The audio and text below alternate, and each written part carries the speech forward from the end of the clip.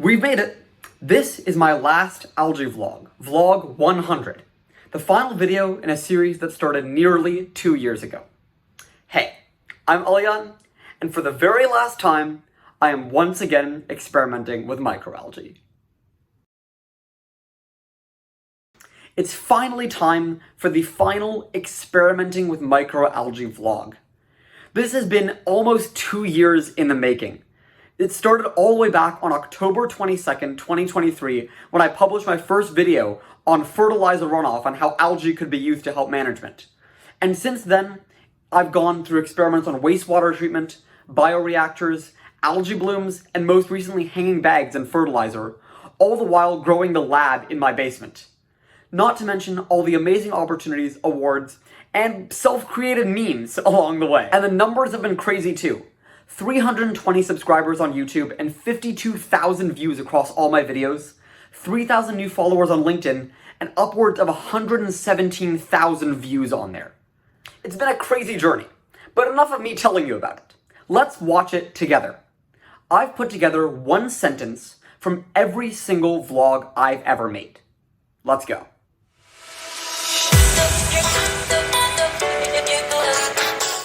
Hi, I'm Alyan.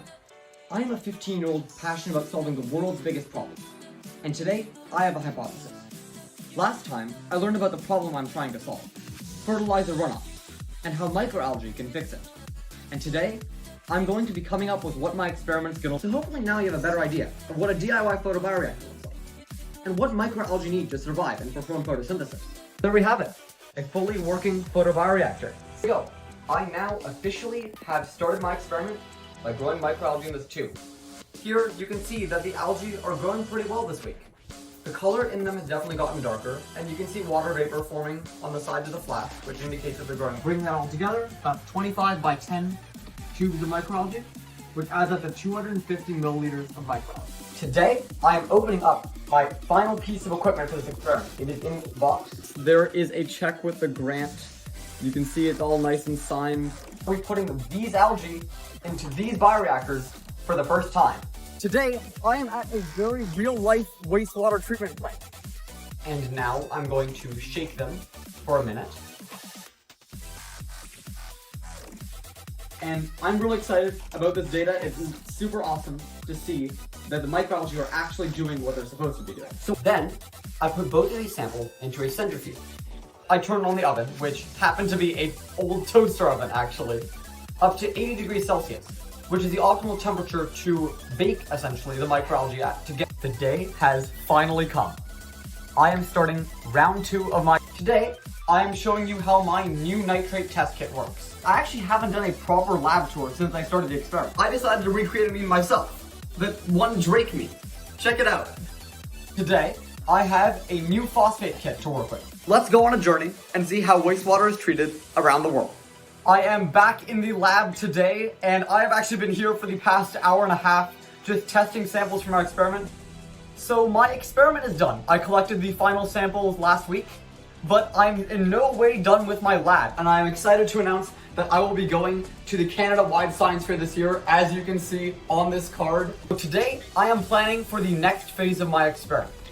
So I'm beginning to think that the bioreactor could be a great way for me to start understanding how bioreactors work on a small scale. You can probably already tell from the title, today I am cleaning up my lab.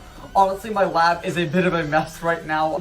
Cameron messaged me and asked me pretty much out of the blue if I wanted a free bioreactor that he was going to send me. So I'm going to be getting a bioreactor from the company itself so that I can test my own ideas with algae-based photobioreactors. And the algae seem to be growing pretty well. An experiment with microalgae. This experiment uses microalgae to remove nitrogen and phosphate from the wastewater, while also removing carbon dioxide from the atmosphere and reducing the environmental impact of wastewater plants. Congratulations. It has been an awesome 3 days at the Canada-wide Science Fair, and I'm proud to announce that I won a silver medal for my project. What Cameron is building with bioreactors is essentially the world's smallest and cheapest bioreactor. One that can be used for tabletop experiments. And now I have finished the bioreactor. Check it out. And that means that the bioreactor is ready to start my experiment.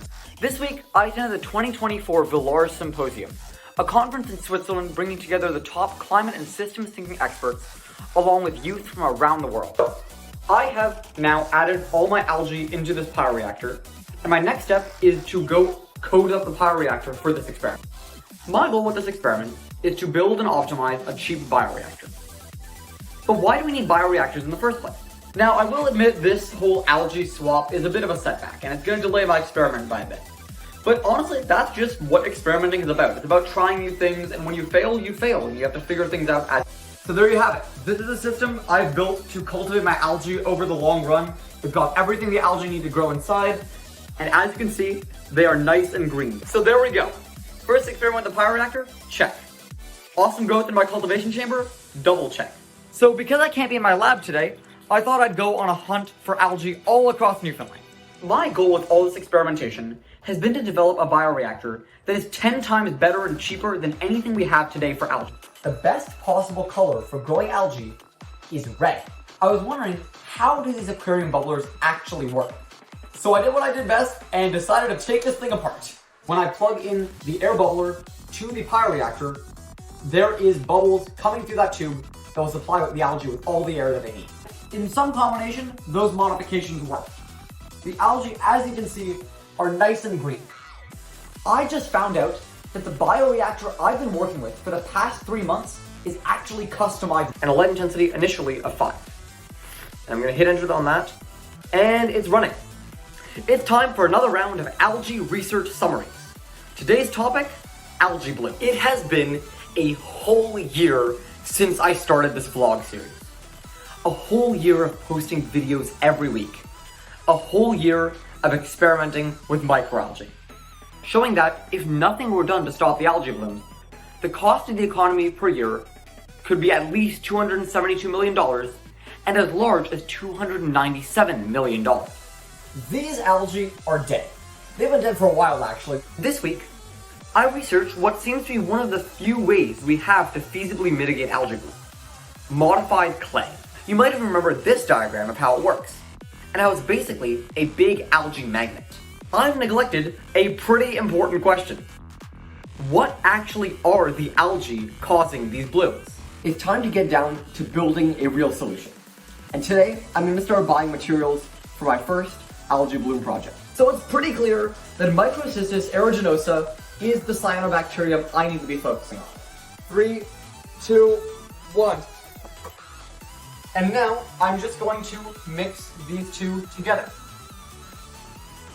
An optimal mix of concrete and clay to make the best possible clay-concrete composite. Let the real tongue twister. We can save more than $83 million for the concrete industry. So now I've added some nice labels to what I made in this process, my 1% HCl and my 100 milligrams of chitosan in 100 milliliters of 0.1% hydrochloric acid.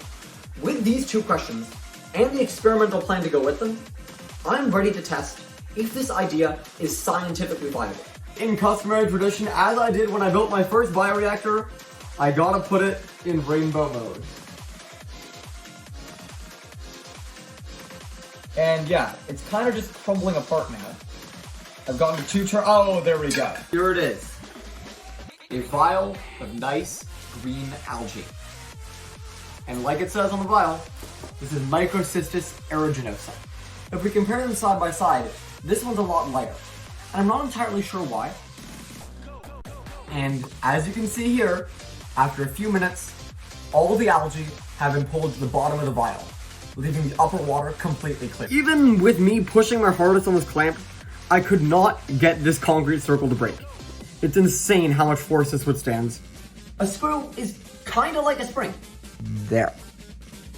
And I'm going to shake it up a little bit.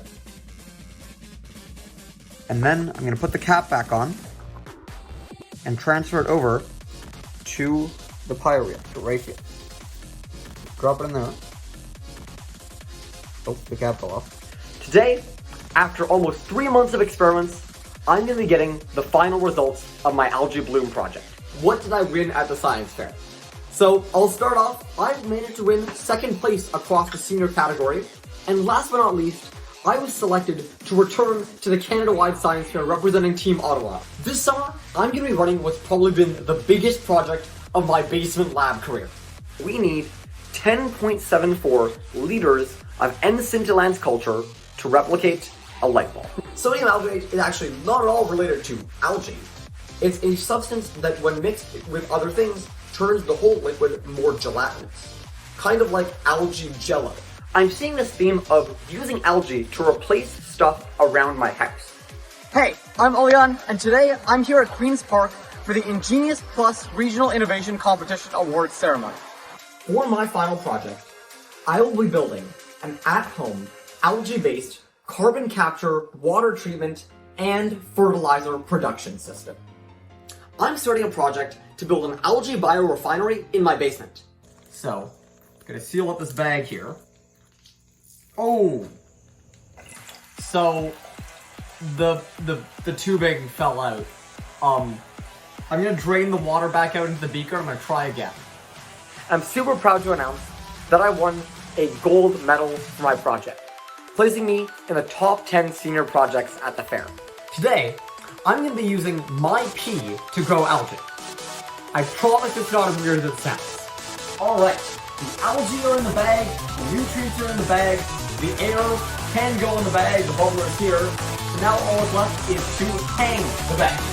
Everything is all set up, the bubblers are on the windowsill, all the hanging bags are hanging across the rope, and it's looking pretty good so far. But this can actually be stored very easily in the fridge. And since these fridges will slow down their growth rate by cooling them, they can survive with only the air inside here, the nutrients there, and without impact. And as we have 10 fully functional algae-filled hanging bags full of algae. So in the next few days, I'll be going to get some of the supplies that I'll need to turn all my algae into fertilizer.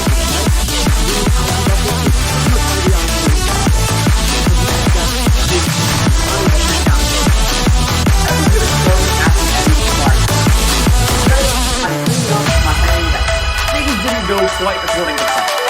It turns out it's actually pretty difficult to grow 20 liters of algae. All of the ones on this side are also going to get 3 times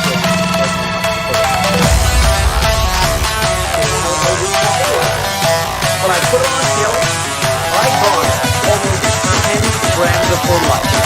That's an incredible deal. It's more than double the amount I got on my first year.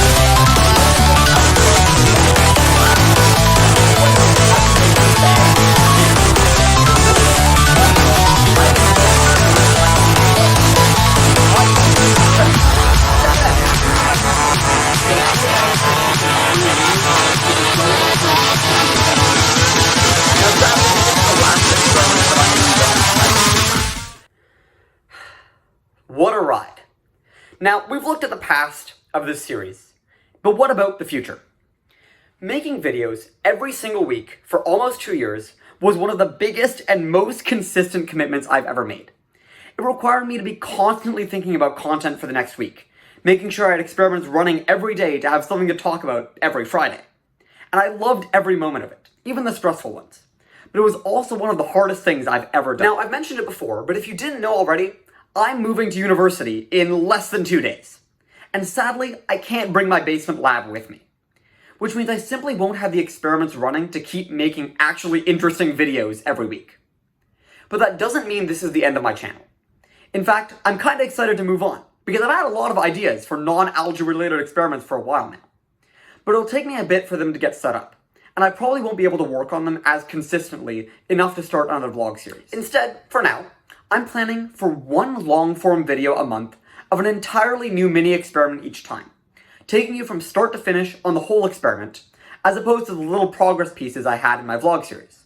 That way, I can explore different types of experiments without being committed to experimental progress every week. And you, my viewers, can expect higher quality content since I'll have more time between videos to plan, edit, and refine what I post. So this isn't the end by a long shot, and I'm really excited for what comes next. Like I said, building my lab and making this series has been the biggest project I've ever done, and I couldn't have done it without all of you, my viewers. Whether you're family or friends supporting the guy you know that's crazy enough to build a lab in his basement, or an expert I reached out to understand how to take basement science and make it real, or anyone else, whether you've been watching since day one, or found me in the last couple months, or anything in between, thank you so much for being part of the journey of this series, and helping me realize a dream I didn't even know I had. And that's all for now. but there's definitely new stuff on the way. So please do make sure to follow on LinkedIn, subscribe on YouTube, and as always, because this part will never change, I'll see you in the next one.